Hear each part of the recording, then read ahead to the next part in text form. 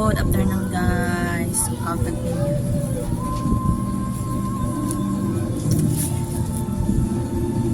Ang dami kong breakout guys. Oh. Yan. Nalagalit yung mama ko. Sabi na naman yan, Jocelyn! Ang dami mo namang pimple. Siguro ano ka no? Nagpila-pila naman ka. Apam-apam na po. Akala niya tinubuan na naman ako ng pimple kasi wala akong sapat na tulog. Akala niya magkikipag ano na naman ako. Sabi ko wala na nga pa, sumakabilang panty na.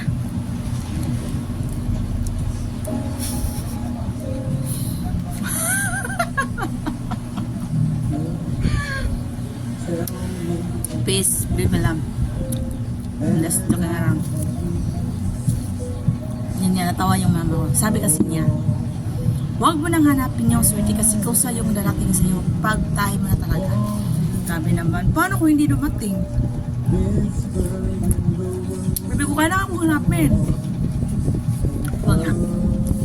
Sabi ko, wala na. Ano mo na ako? Stop mo na ako. So, bisbisihan mo na ako dito. Na affiliate na lang ako. Check ko na lang yung buhay ko kasi masyadong pang maaga. Masyadong pang ano. Kung mayroon thank you Lord. Pero kung wala thank you Lord pa rin.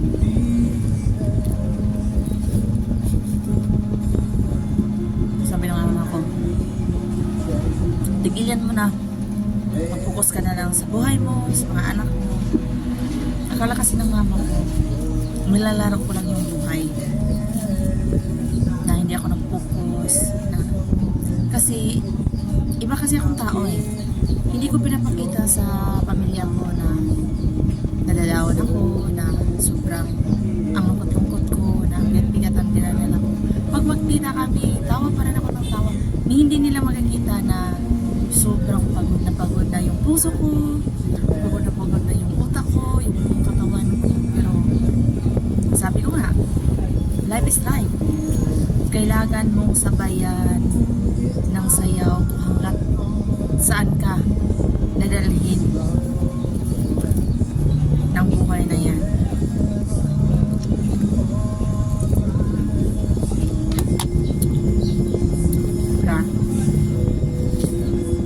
Tagal ko sinabi sa kanila na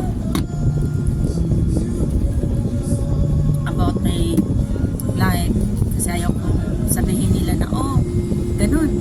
Alam ko na maraming nagsasabi, marami akong narinig na mga bad comments sa buhay ko, pero wala na akong panahon i-explain pa yung sarili ko, yung buhay ko sa kanila.